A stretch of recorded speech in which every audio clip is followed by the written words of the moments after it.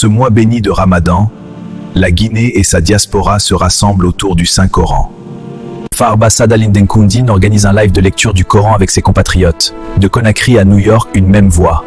Bismillahir Rahmanir Rahim, Alhamdulillahi Rabbil Alamin, Ar-Rahmanir Rahim, Maliki Yawmiddin. قد سمع الله قول التي تجادلك في زوجها وتشتكي إلى الله والله يسمع تهاوركما إن الله سميع بصير.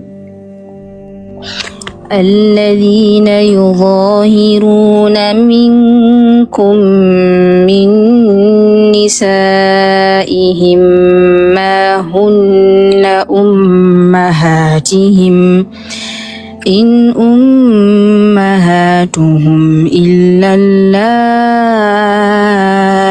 ولدنهم وإنهم ليقولون منكرا من القول وزورا وإن الله لعفو غفور.